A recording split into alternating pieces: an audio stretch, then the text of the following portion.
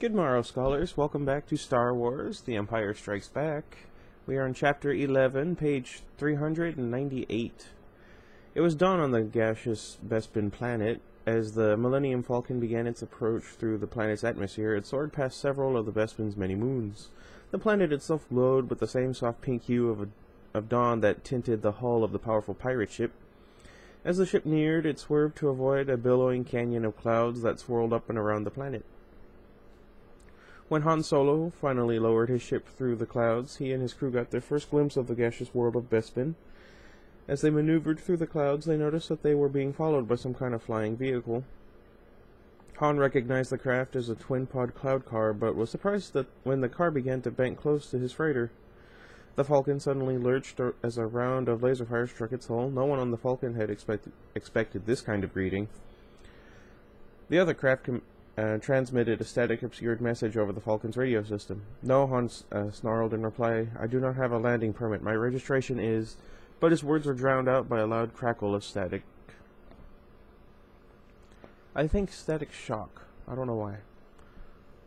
The twin-pod car was apparently not willing to accept static for a reply, and it again opened fire on the Falcon, shaking and rattling the ship with each strike.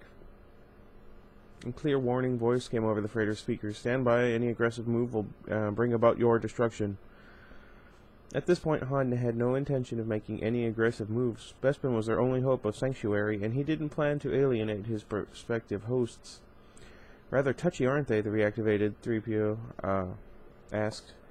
"I thought you knew these people," Leia chided, casting a suspicious look at Han. "Well," the Corellian hedged, "it's been a while." Chewbacca growled and barked, shaking his head meaningfully at Han. "That was a long time ago," he answered sharply. "I'm sure he's forgotten all about it." But he began to wonder if Lando had forgotten the past. "Permission granted to land on platform 327. Any deviation of flight pattern will bring about your..." Angrily, Han switched off the radio. Why was he being put through this harassment? He was coming here peacefully. Wasn't Lando going to let bygones be bygones? Chewbacca grunted and glanced at Solo, who turned to Leia and her worried robot. "He'll help us," he said, trying to reassure them all. "We go way back. Really, don't worry." "Who's worried?" she lied unconvincingly. By then they could clearly see the cloud city of Bespin.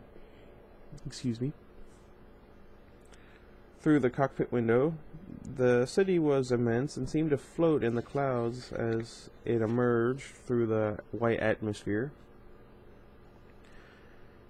As the Millennium Falcon approached the city, it became evident that the expansive city structure was supported from below by a thin unipod. The base of the supporting stalk was a large round reactor that floated through its billowing sea of clouds.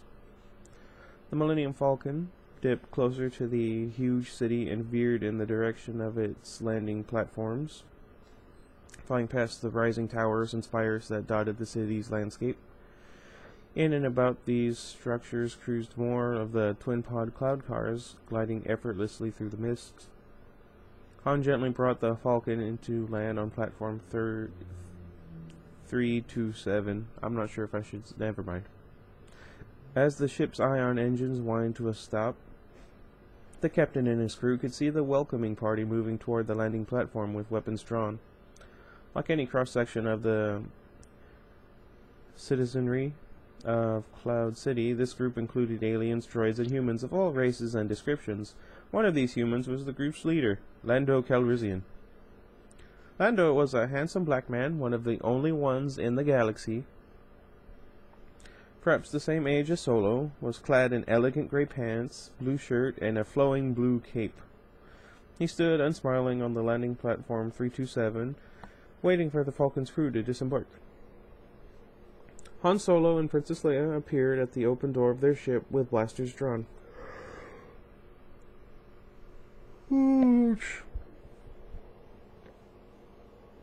Standing behind them was the giant Wookiee, his gun in hand and a bandolier of ammunition pack slung over his left shoulder.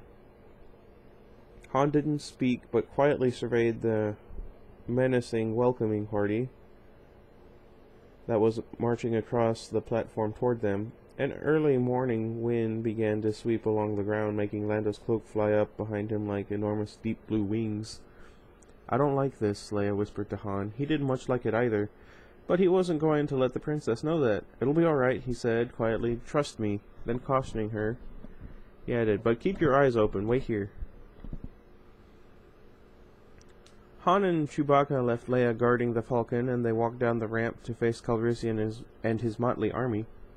The two parties moved toward each other until Han and Calrissian stopped 3 meters apart to face each other. For a long moment, each one eyed the other silently. Finally, the Calrissian spoke, shaking his head and squinting at Han. "Why, you slimy, double-crossing, no-good swindler," he said grimly. "I can explain everything, old buddy." Han said quickly, "If you'll just listen." Still unsmiling, Lando surprised alien and human alike when he said, "Glad to see you." Han lifted an eyebrow skeptically. "No hard feelings? Are you kidding?" Lando asked coolly. Han was becoming nervous. Had he been forgiven or not? The guards and aides still had not lowered their weapons, and Lando's attitude was mystifying. Trying to conceal his worry, Han remarked gallantly, "I always said you were a gentleman." With that, the other man broke into a grin. "I'll bet," he chuckled. Han laughed in relief, as the two old friends at last embraced each other like the long-lost accomplices they were. Lando waved at the Wookiee standing behind his boss. "How you doing, Chewie?" he asked amiably. "Still wasting your time with this clown, eh?" The Wookiee growled a reserved greeting. Calrissian was not certain what to make of that growl. "Right," he half smiled, looking uncomfortable. But his attention was distracted from the shaggy mass of muscle and hair when he saw Leia beginning to walk down the ramp. This lovely vision was followed closely by her protocol droid, who cautiously glanced around as they walked toward Lando and Han. "Hello, what do we have here?" Calrissian welcomed her admiringly. "I am Lando Calrissian, administrator of this facility, and who might you be?" The princess remained coolly polite. "You may call me Leia," she replied. Lando bowed formally and gently kissed her hand. "And I," her robot companion said, introducing himself to the administrator, "am C-3PO, human-cyborg relations at your..." But before 3PO could finish his little speech, Han draped one arm around Lando's shoulder and steered him away from the princess. "She's traveling with me, Lando," he advised his old friend, "and I don't intend to gamble her away, so you might as well forget she exists." Lando looked longingly over his shoulder as he and Han began to walk across the landing platforms, followed by Leia, 3PO, and Chewbacca.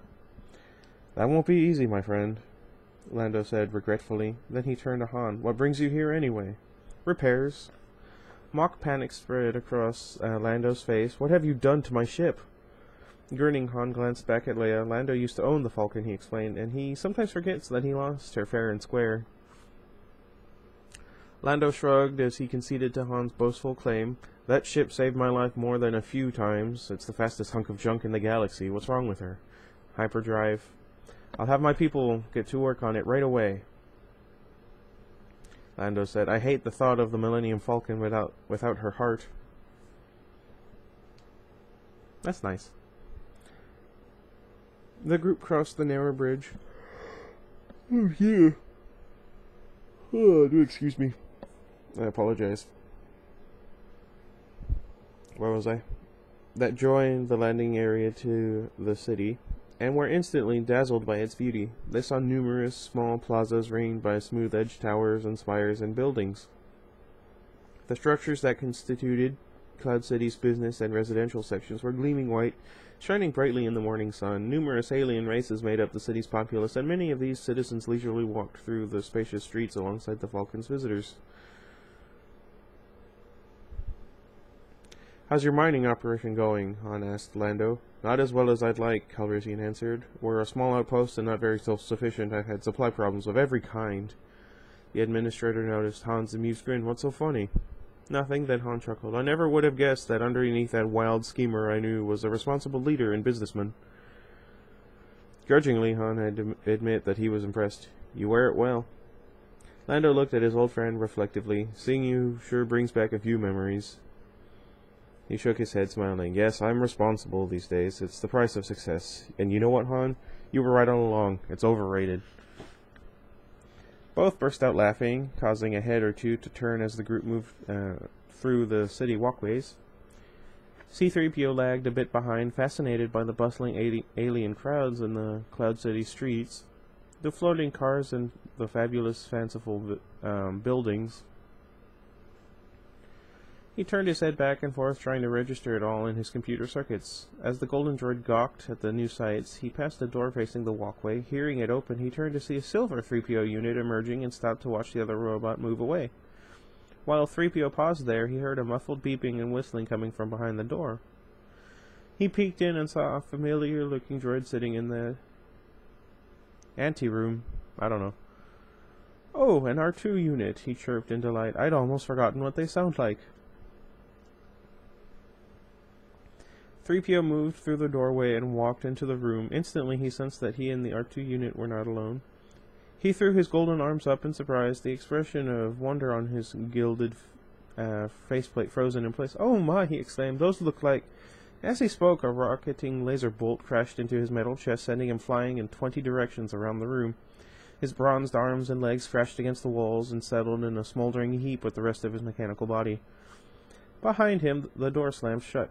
Some distance away, Lando guided the small group into his hall of offices, pointing out objects of interest as they moved through the white corridors. None of them had noticed 3PO's absence as they walked along, discussing life in Bespin. But Chewbacca suddenly stopped and curiously sniffed the air as he looked behind him. Then he shrugged his huge shoulders and continued to follow the others. Luke was perfectly calm. Even his present position did not make him feel tense or strained or unsure or any of the negative things he used to feel when he first attempted this feat. He stood perfectly balanced on one hand. He knew the Force was with him. His patient master, Yoda, sat calmly on the soles of Luke's upturned feet. Luke concentrated serenely on his task, and all at once he lifted 4 fingers from the ground. His balance undisturbed, he held his upside-down position on one thumb. Luke's determination made him a quick study. He was eager to learn and was undaunted by the tests Yoda had devised for him, and now he felt confident that when he finally left this planet, it would be as a full-fledged Jedi Knight, prepared to fight only for the noblest of causes. Luke was rapidly growing stronger with the Force, and indeed was accomplishing miracles. Yoda grew more and more pleased with his apprentice's progress. Once, while Yoda stood watching nearby, Luke used the Force to lift 2 large equipment cases and suspend them in midair. Yoda was pleased, but noticed R2-D2 observing this apparent impossibility and emitting electric beeps of disbelief. The Jedi Master raised his hand, and with the Force lifted the little droid off the ground. R2 hovered his baffled internal circuits and sensors trying to detect the unseen power that held him suspended in the air, and suddenly the invisible hand played still another joke on him. While hanging in midair, the little robot was abruptly turned upside down. His white legs kicked desperately, and his dome head spun helplessly around. When Yoda finally lowered his hand, the droid, along with the 2 supplied cases, began to drop, but only the boxes smashed against the ground. R2 remained suspended in space. Turning his head, R2 perceived his young master standing with a hand extended, preventing R2 from a fatal tumble. Yoda shook his head, impressed by his student's quick thinking and by his control. Yoda sprang onto Luke's arm, and the 2 of them turned back toward the house, but they had forgotten something. R2-D2 was still hanging in the air, beeping and whistling frantically to get their attention. Yoda was merely playing another joke on the fretful droid, and as Yoda and Luke strolled away, R2 heard the Jedi Master's bell-like laugh float in gay peals behind him as the droid slowly lowered to the ground. That's funny. Sometime later, as dusk crept through the dense foliage of the bog, R2 was cleaning the X-Wing's hull, though a hose that ran from the pond to an orifice on his side. The robot sprayed down the ship with a powerful stream of water. And while he worked, Luke and Yoda sat in the clearing, Luke's eyes closed in concentration. "Be calm." Sorry. I've kind of out of practice still. Yoda told him, "Through the Force things you will see, other places or other thoughts, the future, the past, old friends long gone." "Biggs! No!"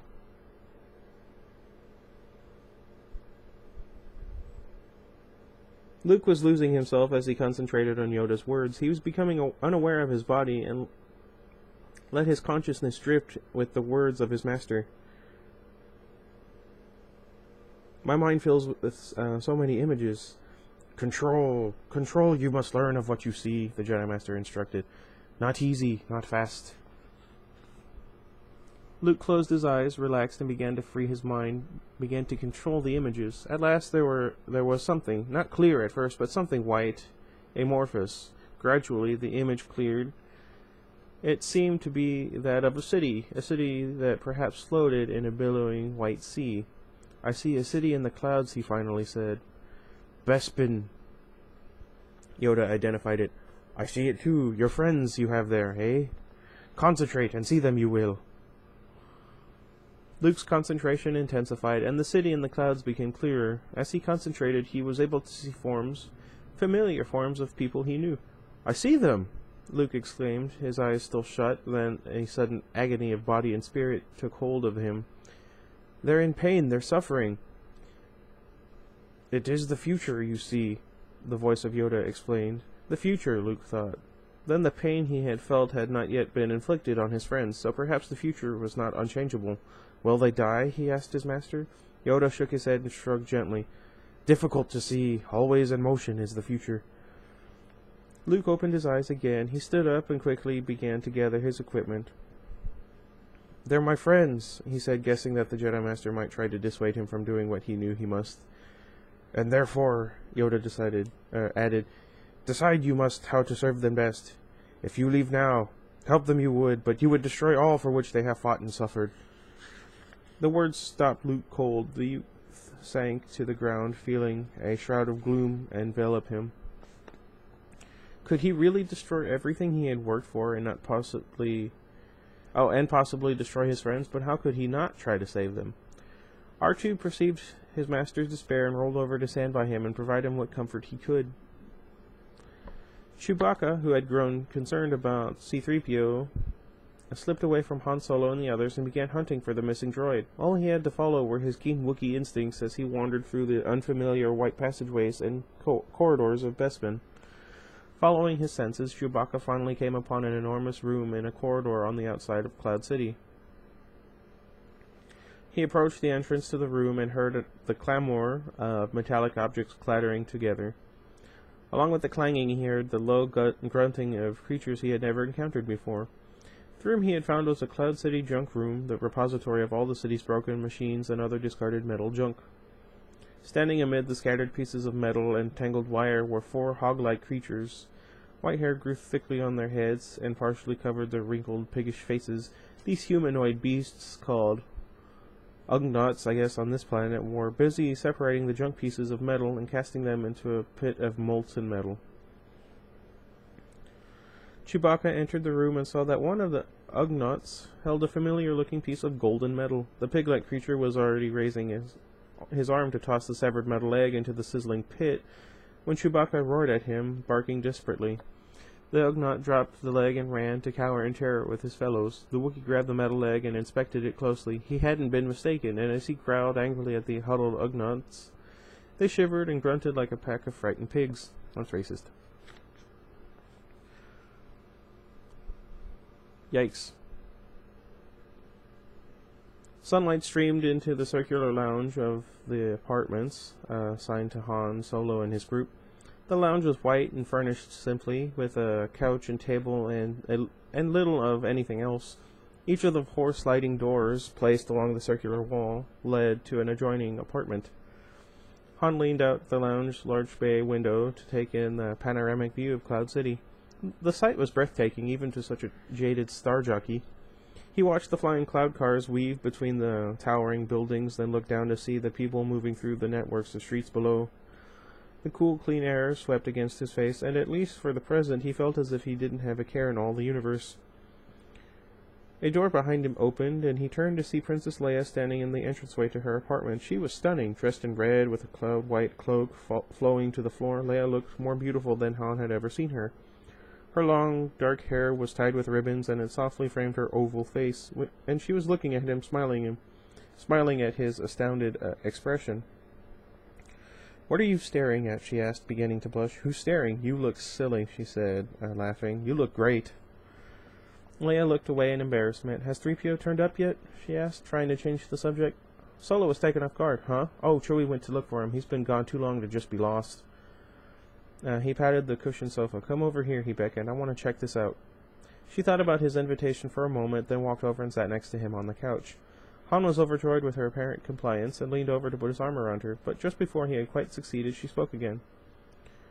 "I hope Luke made it to the fleet all right." Luke, he was becoming exasperated. How hard did he have to play at this game of hard to get? It was her game and her rules, but he had chosen to play.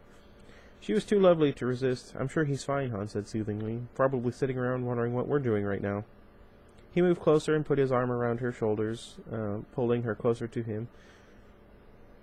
She gazed at him invitingly, and he moved to kiss her. Just then, one of the doors zapped open. Chewbacca lumbered in, carrying a large packing case filled with disturbingly familiar metal parts, the remains and bronze bits and pieces of C-3PO.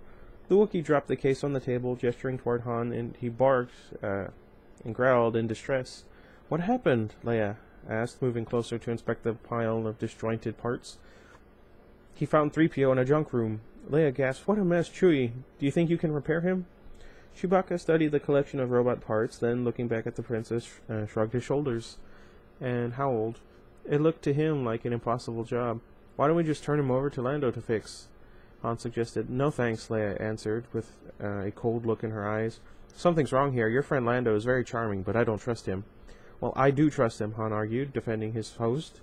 "Listen, sweetheart, I'm not going to have you accusing my friend of—" But he was interrupted by a buzz as the door slid open and Lando Calrissian entered in the lounge, smiling cordially.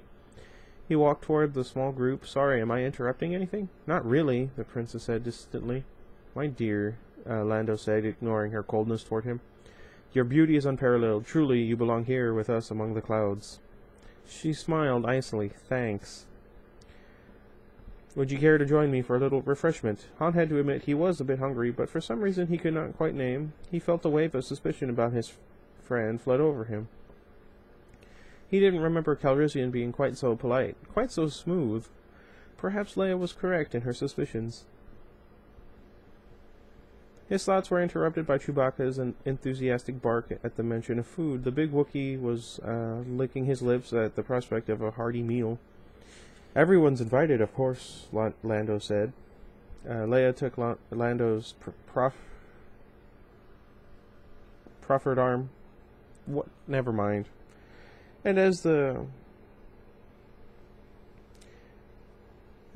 group moved toward the door, Calrissian glimpsed the box of golden robot parts. "Having problems with your droid?" he asked. Han and Leia exchanged a quick glance. If Han was going to ask for Lando's help in repairing the droid, now was the moment. "An accident," he grunted. "Nothing we can't handle." They left the lounge, leaving behind them the shattered remains of the protocol droid. The group strolled through the long white corridors, and Leia walked between Han and Lando. Han wasn't at all certain he liked the prospect of competing with Lando for Leia's affections, especially under these circumstances. But they were dependent on Lando's good graces now. They had no other choice. Joining them as they walked was Lando's personal aide, a tall, bald man dressed in a gray jacket with ballooning yellow sleeves. The aide wore a radio device that wrapped around the back of his head and covered both his ears. He walked along with Chewbacca a short distance behind Han, Leia, and Lando, and as they walked toward Lando's dining hall, the administrator described the status of his planet's government. "So you see," Lando explained, "we're a free station and do not fall under the jurisdiction of the Empire." "You're part of the mining guild, then?" Leia asked. "Not actually. Our operations is small enough not to be noticed. Much of our trade is, well, unofficial."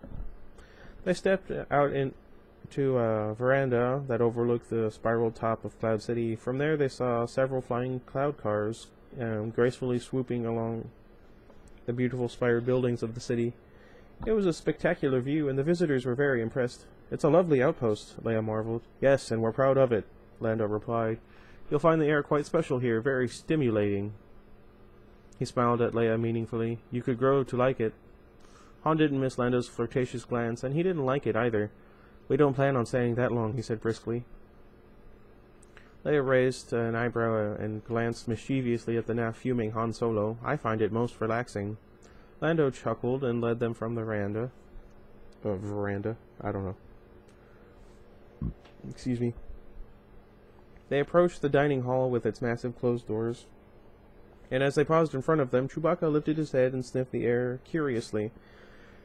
He turned and barked urgently at Han. "Not now, Chewie," Han reproved, turning to Calrissian.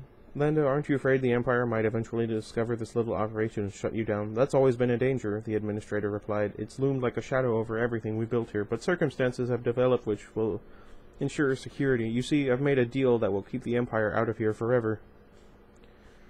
With that, the mighty door slid open, and immediately Han understood what that deal must have involved. At the far end of the huge banquet table was the bounty hunter, Boba Fett. Fett stood next to a chair that held the black essence of evil itself, Darth Vader. Slowly, the Dark Lord rose to his full menacing 2-meter height. Han shot his meanest look at Lando. "Sorry, friend," Lando said, sounding mildly apologetic. "I had no choice. They arrived before you did." "I'm sorry, too," Han snapped. In that instant, he cleared his blaster from its holster, aimed it directly at the figure in black, and began to pump laser bolts Vader's way. But the man who may have been the fastest draw in the galaxy was not fast enough to surprise Vader. Before those bolts zipped halfway across the table, the Dark Lord had lifted a gauntlet protected hand and effortlessly deflected them, so they exploded against the wall in a harmless spray of white shards. Astounded by what he had just seen, Han tried firing again, but before he could disengage another laser blast, something unseen, yet incredibly strong, yanked the weapon from his hand and sent it flying into Vader's grip. The Raven figure calmly placed the weapon on top of the dining table. Hissing through his obsidian mask, the Dark Lord addressed his would-be assailant. "We would be honored if you would join us." R2-D2 felt rain plunking on top of his metal dome as he trudged through the muddy puddles of the bog. He was headed for the sanctuary of Yoda's little hut, and soon his optical sensors picked up the golden glow shining through his windows. As he neared the inviting house, he felt a robot's relief that at last he would get out of this annoying, persistent rain. But when he tried to pass through the entrance, he discovered that his inflexible droid body just could not get in.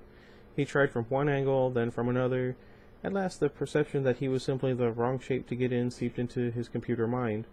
He could scarcely believe his sensors. As he peered into the house, he scanned a busy figure bustling about the kitchen, stirring steaming pots, chopping this and that, and running back and forth. But the figure in Yoda's tiny kitchen, doing Yoda's kitchen tasks, was not the Jedi Master, but his apprentice.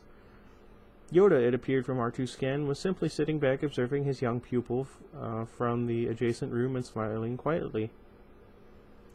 Then, suddenly, in the midst of all his kitchen activity, Luke paused as if a painful vision had appeared right before him. Yoda noticed Luke's troubled look as he watched his student. 3 glowball seekers appeared from behind Yoda and noiselessly shot through the air to attack the young Jedi from behind. Instantly, Luke turned to face them, the pot lid on one hand and a spoon in the other. The seekers sent one rocketing bolt after another directly at Luke, but with astounding skill, he warded off every one. He knocked one of the seekers toward the open door where R2 stood, watching his master's performance, but the faithful droid saw the shining ball too late to avoid the bolt it shot at him. The impact knocked the shrieking robot into the ground with a clunk that nearly shook loose his electronic insides. Wow, this is a long chapter. I wonder why. Later that evening, after the student had successfully passed a number of his teacher's tests, a weary Luke Skywalker finally fell asleep on the ground outside Yoda's house. He slept fitfully, tossing and softly moaning. His concerned droid stood by him, reaching out an extension arm and covering Luke with the blanket that had slipped halfway off. But when R2 started to roll away, Luke began to groan and shudder as if in the grip of some horrible nightmare. Inside the house, Yoda heard the groans and hurried to his doorway. Luke awoke from his sleep with a start. Dazed, he looked about him and saw his teacher worriedly watching him from his house. "I can't keep the vision out of my head," Luke told Yoda. "My friends, they're in trouble. I feel that." "Luke, you must not go," Yoda warned. "But Han and Leia will die if I don't." "You don't know that." It was the whispered voice of Ben, who was beginning to materialize before them. The dark-robed figure stood, a shimmering image, and told Luke, Even Yoda cannot see their fate. But Luke was deeply worried about his friends and was determined to do something. I can help them, he insisted.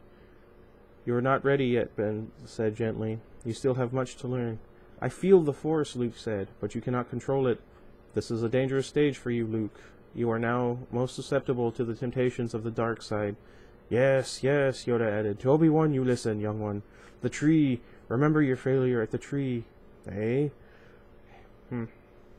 Painfully, Luke remembered, though he felt he had gained a great deal of strength and understanding in that experience. I've learned so much since then, and I'll return to finish, I promise that, Master. You underestimate the Emperor, Ben told him gravely. It is you he wants. That is why your friends are made to suffer. And that, Luke said, is why I must go. Kenobi was firm. I will not lose you to the Emperor as I once lost Vader. You won't. Only a fully trained Jedi Knight, with the Force as his ally, will conquer Vader and his Emperor. Yoda emphasized. If you end your training now, if you choose the quick and easy path, as Vader did, you will become an agent of evil, and the galaxy will be plunged deeper into the abyss of hate and despair. Stop, they must be, Yoda said. Do you hear? On this all depends. You are the last Jedi, Luke. You are our only hope. Be patient. And sacrifice Han and Leia? The youth asked incredulously. If you honor what they fight for? Yoda said, pausing for a long moment. Yes. Great anguish overcame Luke. He wasn't certain that he could reconcile the advice of these two great mentors with his own feelings. His friends were in terrible danger, and of course he must save them, but his teachers thought that he was not ready, that he might be too vulnerable to the powerful Vader and his Emperor, that he might bring harm to his friends and himself, and possibly be lost forever on the path of evil. Yet how could he fear these abstract things when Han and Leia were real and were suffering? How could he permit himself to fear the possible danger to himself when his friends were presently in real danger of death? There was no longer any question in his mind as to what he had to do. It was dusk the next day on the bog planet when R2-D2 settled himself into his nook behind the cockpit of Luke's X-Wing fighter.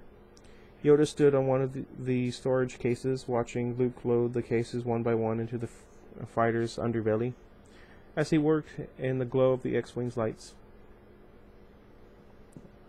I cannot protect you, Luke, the voice of Ben Kenobi came as his robed figure took solid form. If you choose to face Vader, you will do it alone. Once you've made this decision, I cannot interfere. I understand, Luke said calmly. Then turning to his droid, he said, R2, fire up the power converters. R2 had already unfastened the power couplings on the ship, whistled happily, grateful to be leaving this dismal bog world, which was certainly no place for a droid.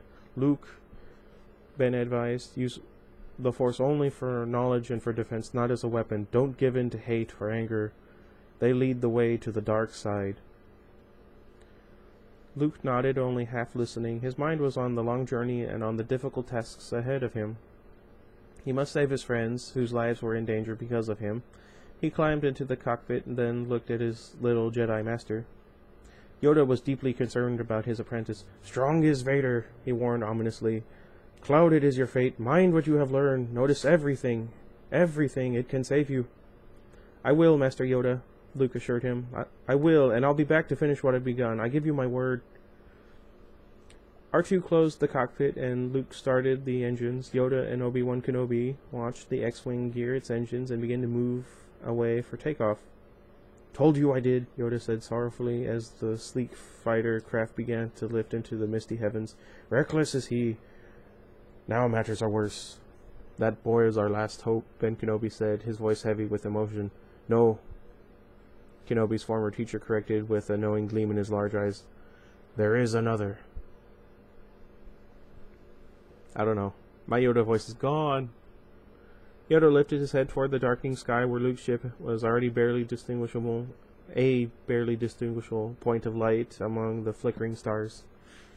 Wow. Wow, that was a long chapter. I don't know why. I think because my throat is sore, I wasn't able to read as fast as I usually do. Sorry. Anyway, I'm gonna try and take my brother to go see the movie Krampus, and hopefully it'll be a good movie and we can have some fun. And I'm gonna watch Star Wars when we get back. Till next time. Goodbye, everybody.